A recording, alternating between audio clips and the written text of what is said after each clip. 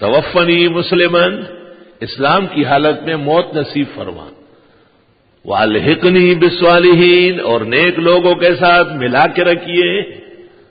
پیغمبر کو بھی ضرورت ہے، پیغمبر بھی خوش ہوتے ہیں، پیغمبر بھی آرام محسوس کرتے ہیں۔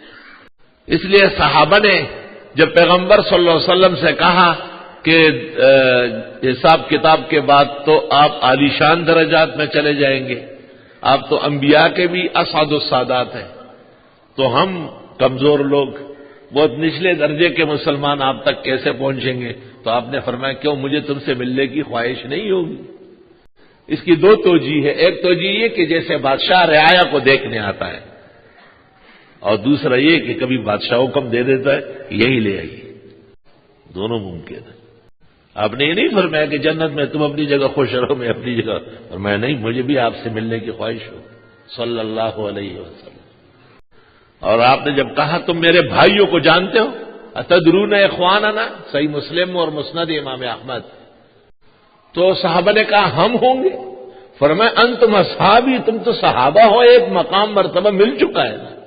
تو صحابہ نے کہا ملائکوں کا، کہا نہیں، وہ تو کھاتے پیتے نہیں ہیں، اسے تو گناہ ہی نہیں ہو رہا ہے۔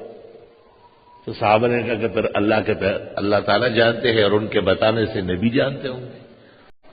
آپ نے کہا اخواننا الذین یاتون بعدنا، ہمارے بھائی وہ امت ہے جو بعد میں آ رہی ہے، لم یرونا ویؤمنون، میں دیکھا نہیں ہمیں اور ایمان پختہ رکھ رہا ہے، وہ میرے بھائی صلی اللہ علیہ وسلم۔ اللہم صلی وسلم علیہ۔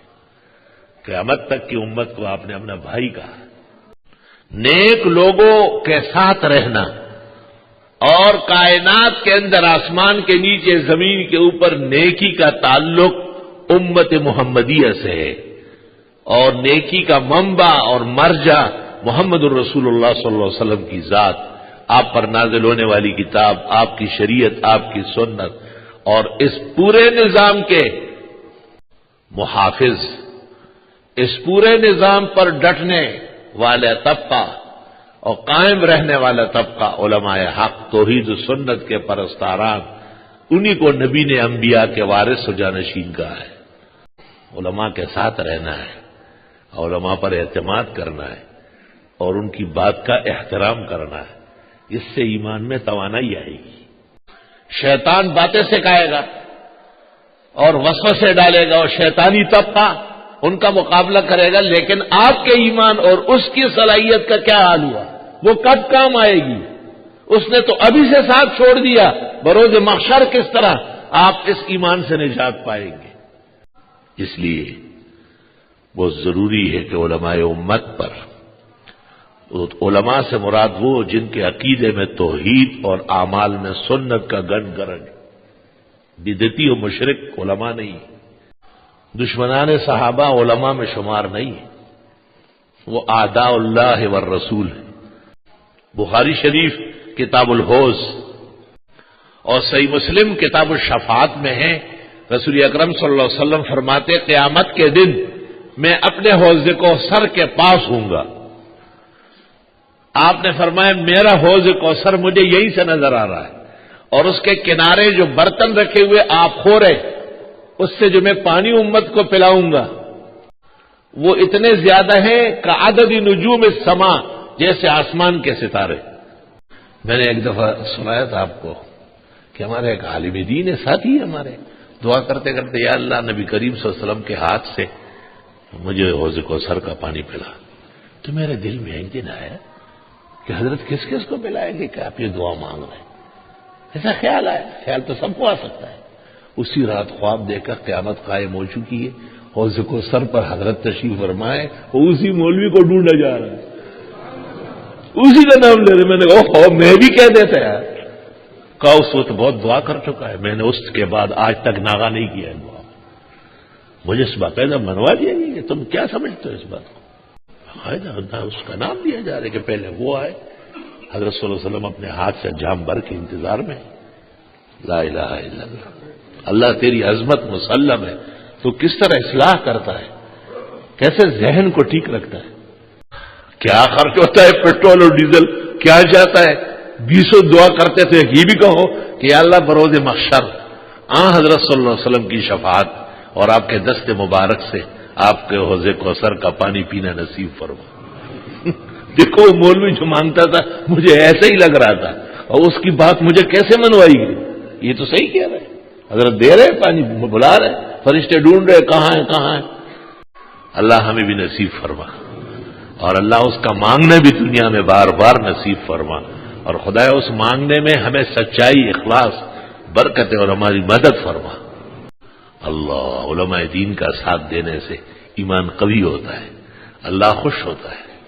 سلیمان علیہ السلام، وَحُشِرَ لِسُلَيْمَانَ جُنُودُ مِنَ الْجِنِّ وَالْإِنسِ وَالطَّيْرِ فَهُمْ يُوزَعُونَ، قرآن نقشہ پیش کرتا ہے، جنات، انسان، پرندے سارے اس کے تابع۔ دوسری جگہ ہے کہ ہوا مسخر تھی، غدوها شہر ورواحها شہر، وَلِسُلَيْمَانَ الرِّيحَ عَاصِفَةً تَجْرِي بِأَمْرِهِ، حضرت سلیمان کے حکم پر تیز و تند ہوا و طوفان آتا جاتا تھا۔ سبحان اللہ، کتنے بڑے سلیمان پیغمبر ہیں، لیکن ان کی ایک دعا قرآن ذکر کرتا ہے، دعا زندگی کی نچوڑ ہے، خلاصہ ہوتا ہے۔ تمام تعلیمات اور کسی بھی بزرگ ہستی کو اپنانے کا طریقہ ان کے اعمال سیکھنے۔ کوئی سلیمان تو نہیں بنے گا، نہ یوسف علیہ السلام بنے گا، وہ طریقے ہم اپنائیں گے تو اچھائی ملے گی۔ حضرت صلی اللہ علیہ وسلم نے بھی مستدرک حاکم کی حدیث میں اس طرح فرمایا، سن لو، علیکم بقیام اللیل، راتوں کو اٹھ کے نفلیں پڑھا کرو، فإنہ دأب الصالحین قبلکم، یہ تم سے پہلے بزرگوں کا طریقہ ہے۔ دیکھ، بزرگوں کے راستے پر چلانے کے لیے کیا کہتے ہیں کہ وہ راتوں کو اٹھ کے نفلیں پڑھتے تھے، تم بھی پڑھو۔ وَمَرْضَاتٌ إِلَىٰ رَبِّكُمْ، اور اس سے رب خوش ہوتا ہے، وَمَسْخَاتٌ لِلشَّيْطَانِ، اور شیطان برا مانتا ہے، شیطان تباہ و برباد ہو جاتا ہے۔ تو دیکھو، رات کو اٹھنے والے اولیاء تھے، صالحین تھے، تو آپ امت کو کہتے ہیں رات کو اٹھنا شروع کر لو، صالحین نیک لوگوں کے طریقوں پہ چلو، اہل دین، اہل ایمان، اہل التوحید والسنہ، ان کا ساتھ دو۔ تو نہ کوئی یوسف علیہ السلام بن سکتا ہے اور نہ سلیمان علیہ السلام، نہ ابو بکر، نہ عمر، نہ عثمان، نہ علی، نہ ابو حنیفہ، نہ بخاری، نہ شیخ عبد القادر جیلانی، نہ معین الدین چشتی، نہ داتا گنج بخش، اور نہ اور کوئی متقی پارسا۔ البتہ ان کے اعمال اختیار کرنے سے اللہ خوش ہوتا ہے، اور ان کے اعمال اور نیکیوں کی تقلید کرنے سے، اتباع کرنے سے، ان کے نقش قدم پر چلنے سے اللہ جل جلالہ خوشنودی، عزت، نجات نصیب فرماتے ہیں، اور اس کو رسوا نہیں ہونا دے گا۔ یوم لا یخزی اللہ النبی والذین آمنوا معہ، قیامت کے دن اللہ پیغمبر اور ان کے ساتھ والوں کو رسوا نہیں ہونے دے گا۔ السلام علیکم جی دوستو، آپ نے دیکھا اور سنا شیخ مفتی ظہرالولی خان رحمۃ اللہ علیہ کو کہ شیخ مفتی ظہرالولی خان رحمۃ اللہ علیہ کیا بیان فرما رہے تھے۔